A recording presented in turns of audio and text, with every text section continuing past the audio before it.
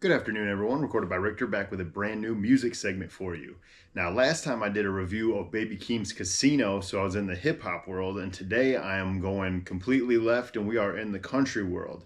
But that is a country artist who is not afraid to explore other sounds and other genres in his music, and that would be Sturgill Simpson, or better known as he's going by now, Johnny Blue Skies, and his band, The Dark Clouds.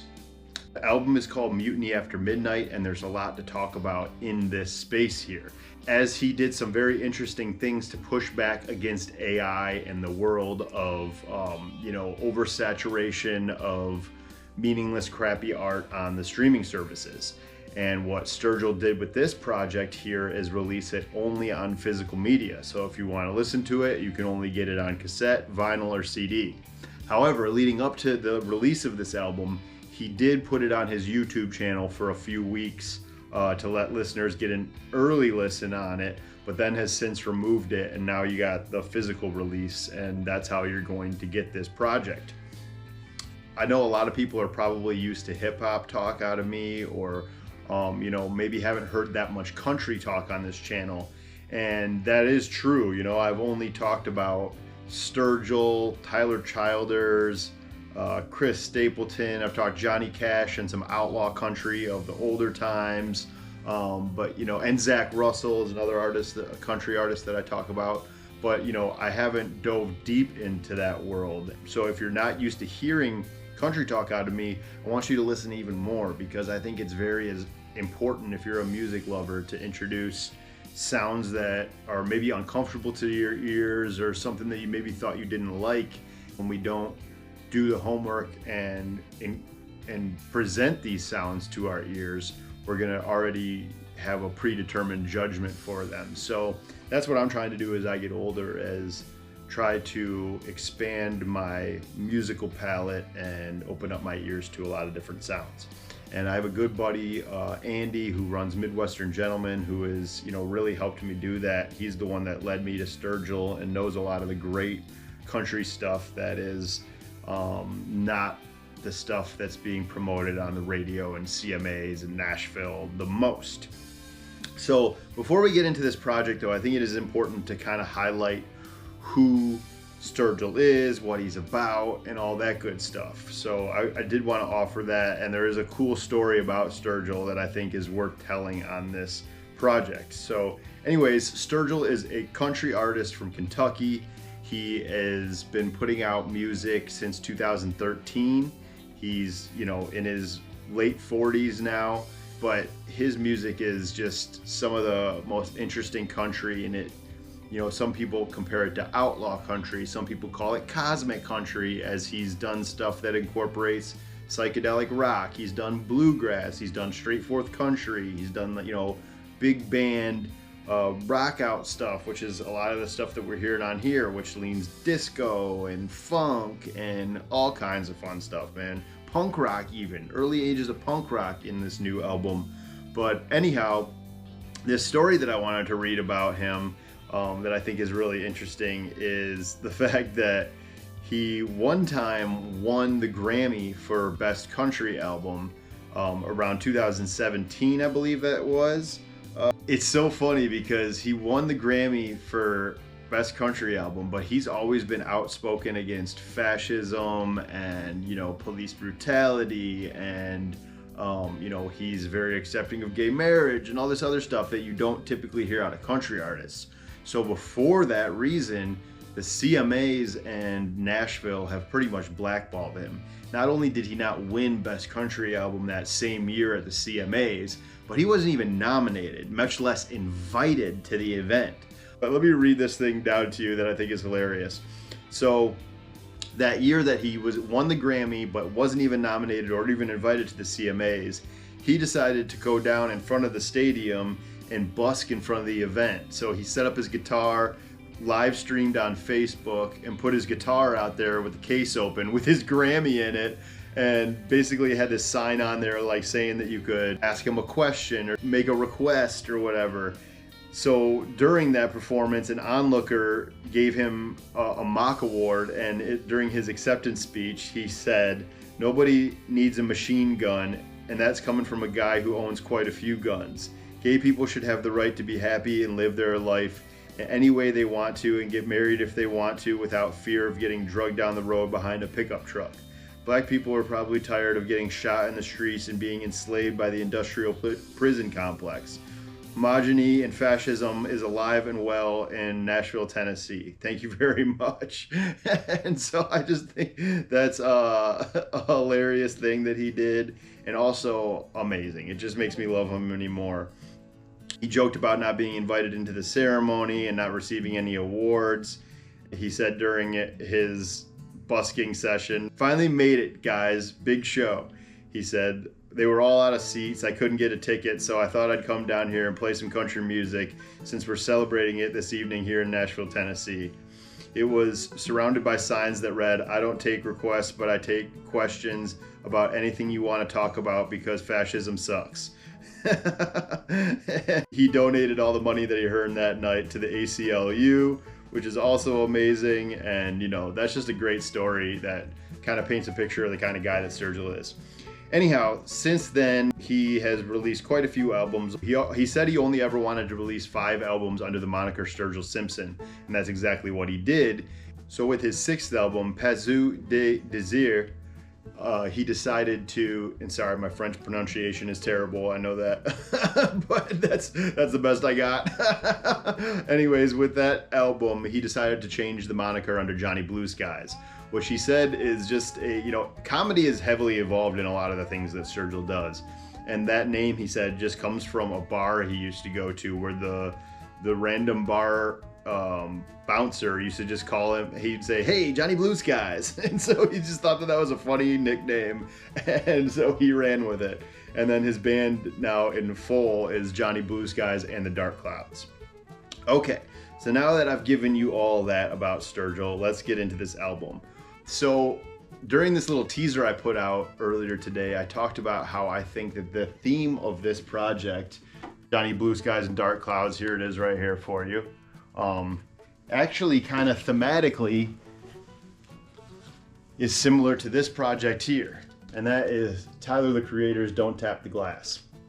And there's similar stories behind the creations of them both too. So with Tyler's album, it had come on the heels of his super introspective, deep personal album Chromacopia, where he went really deep. And that is something that Sturgill did on his first Johnny Blue Skies project too. There was a lot of deep, really heartfelt songs about love and loss, and as well as some fun songs on there too, but same with Tyler. But it was a big undertaking for them to write these albums, and they both went on big tours following the release of these albums. And I didn't get to see the Tyler one, but I did get to see the Johnny Blue Skies and the Dark Clouds tour. And it was incredible. I mean, the concert started at 8, I did a full review on this that I'll post there, and you guys can do that, so I won't go too deep into the concert, but it started at 8 p.m., ended at 11, no breaks, just all gas. I mean, they were jamming, doing amazing covers of stuff like Prince and the Allman Brothers and the Doors, and, borrowing from sounds of past generations and different sonics of different genres of music. And I feel like that played into what they did for the recording session for this project. And Tyler, when he did Chromacopia and then followed it with Don't Tap the Glass, in interviews he spoke about how on tour, you see so many people that are just so encapsulated with their cell phones, and everyone's staring at their phones, and everyone is afraid to dance because they don't want to be recorded, and this and that, and all these things that we're getting away from. And there's such healing and such importance behind dancing. We're constantly fed all this negativity in our feeds and our TVs and the news, all that. And there's such an importance to, on the weekend, getting out, getting with community, dancing, and feeling that kind of energy, that spiritual release that happens through dance and music. And I feel like that is heavily themed in both Tyler the Creator's Don't Tap the Glass and also Johnny Blue Skies and the Dark Clouds Mutiny After Midnight projects. Tyler said that he That's exactly why he made that. He wanted people to put down that's why it's called Don't Tap the Glass, Don't Tap Your Phone Screen. He wanted people to put down their phones and just get out and dance. And in reading interviews for this Johnny Blue Skies and the Dark Clouds project, that's exactly what Sturgill wanted as well. And he wanted to kind of capture what their band set was like in the studio. He said these songs were recorded very urgently. Like he'd come in, the band would already be playing, and he would write the lyrics right there on the spot and get them out. And you feel that in this recording process. You feel this full band energy. You feel like you are walking into a Sturgill Simpson or a Johnny Blue Skies concert, and this is what you're gonna get. And he takes you through this in a perfect way on this project. And it also very much feels like a calling out against the age of AI and digital recording, and it feels like it's much more in tune with the 60s and 70s soul and rock and roll music that was, you know, short track lists but long songs. You know, this is only a 9-song project, but all of the songs are very long.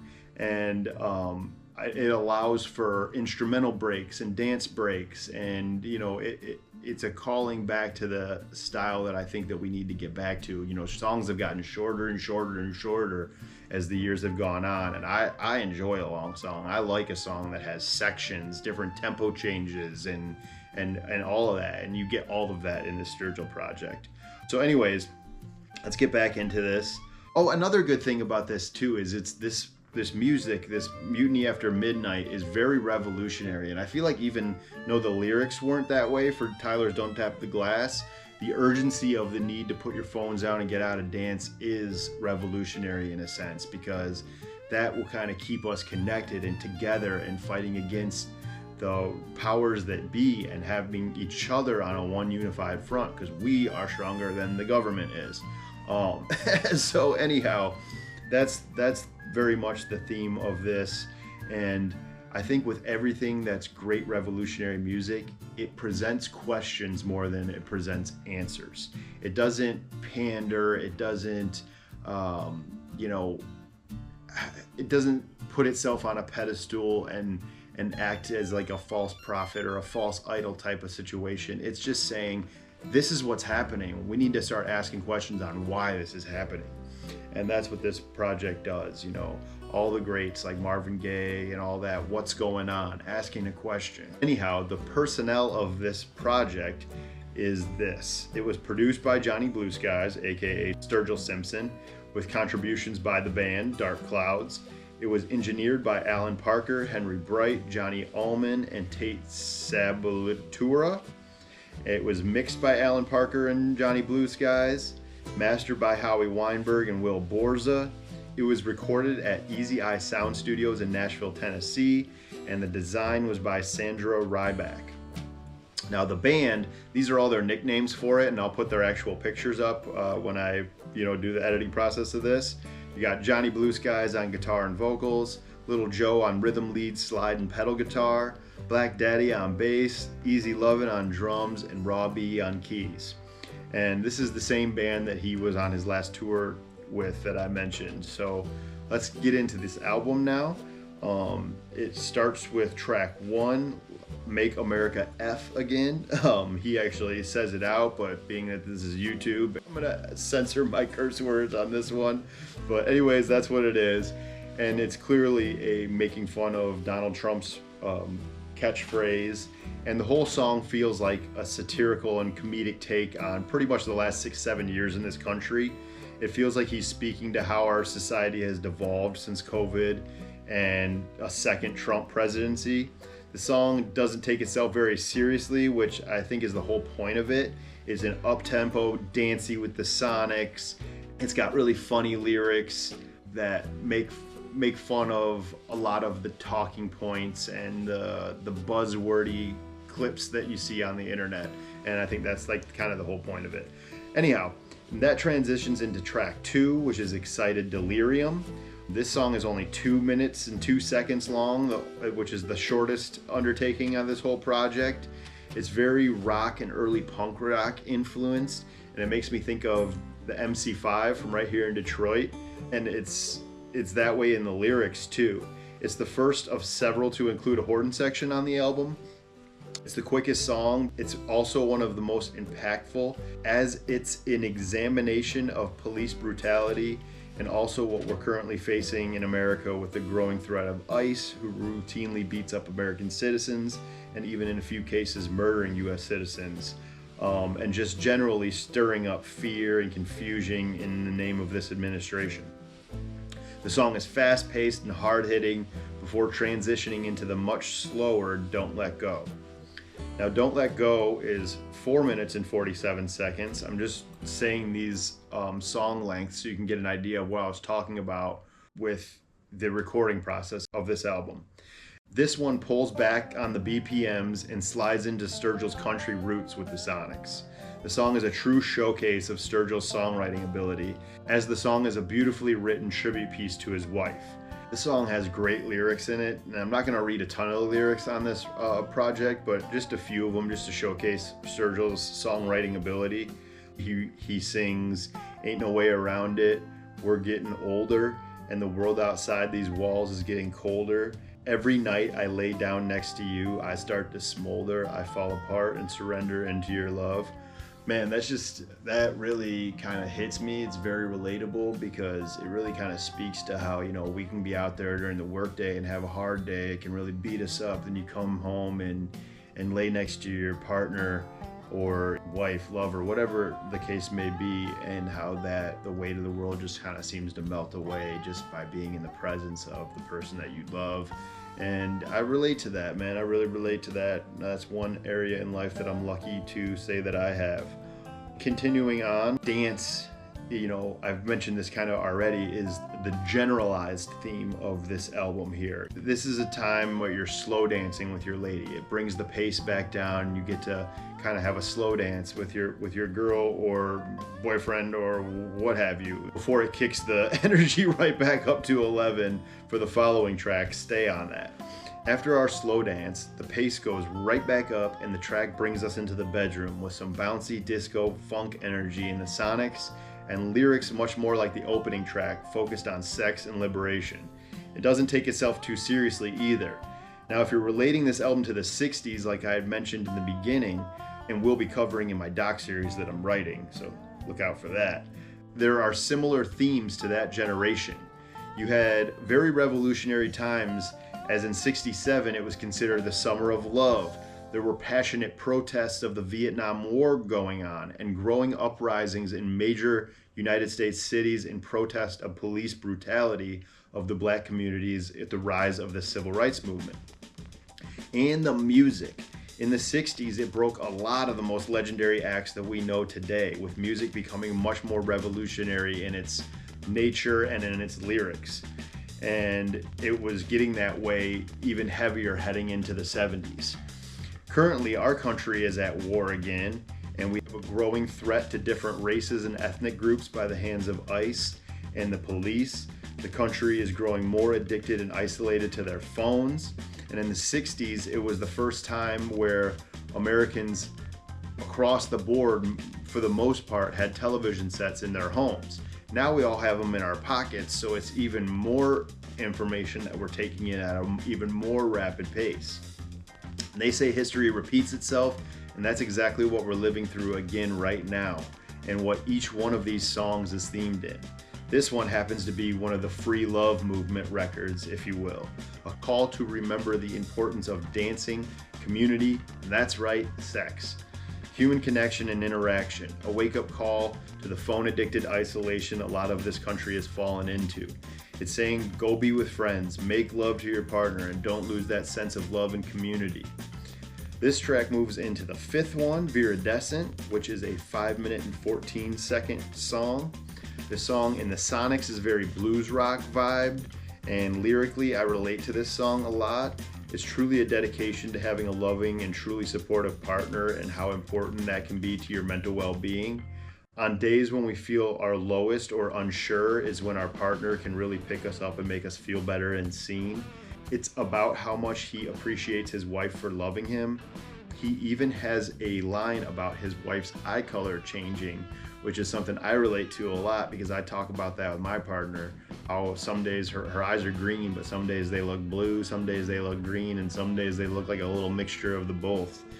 And there's also a tempo shift in this song, and it punches up the BPMs for the instrumental break before we get to the ending and the transition into the sixth song, Situation. I also wanted to point something out here because if you watch my J. Cole review, I did talk about how there was like a few songs and a couple in a row about his wife, and so I do want to call out my own hypocrisy because I'm not saying that I don't like it here on Sturgill's album or Johnny Blue Sky's album. And I think it's just straight up has to do with the music. I just like the music here better than I liked on the ones that J. Cole wrote about his wife. I just think lyrically these songs are better.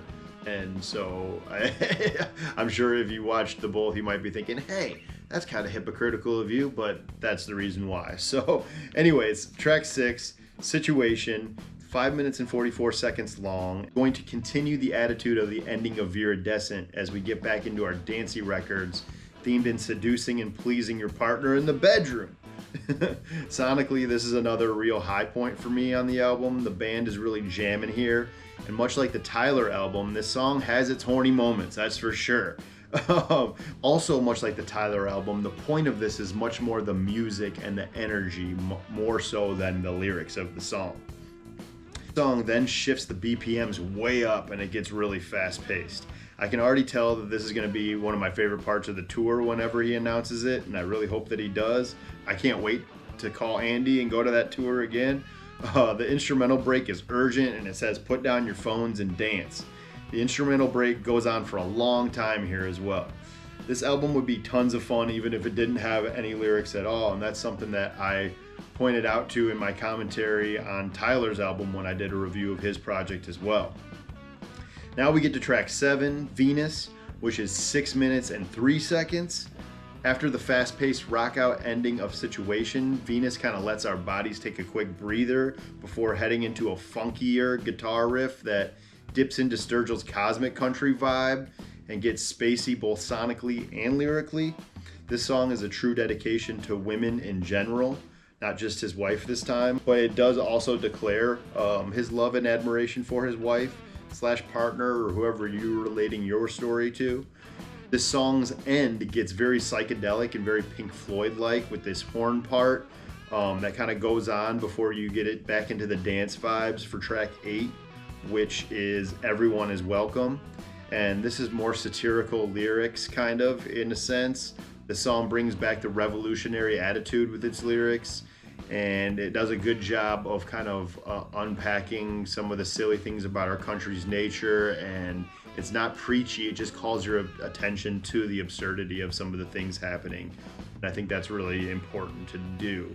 And I like satirical narratives. I think they just do a great job in my opinion. It speaks to the human connection and exploring individuality, but also our differences. And that's what makes us people, and that's what makes us unique. This one also has a fun horn section in the outro before transitioning into my other current favorite song, and that's the very final track on the album, Ain't That a Bitch, which is 6 minutes and 42 seconds long, which each one of these tracks over the last handful has grown in length. This song is very politically driven. The lyrics directly point out the flaws in our government and their methods of dividing us and keeping us fighting with each other instead of with them. The song is very rock and roll driven and feels like a call to action, a call to protest. It is very much aimed at this administration and the billionaire class. This song is also the longest undertaking on the album, as it's almost 7 minutes long, and the third verse really kicks into a new gear with a fast break outro to the album that will really fire you up and release that dopamine.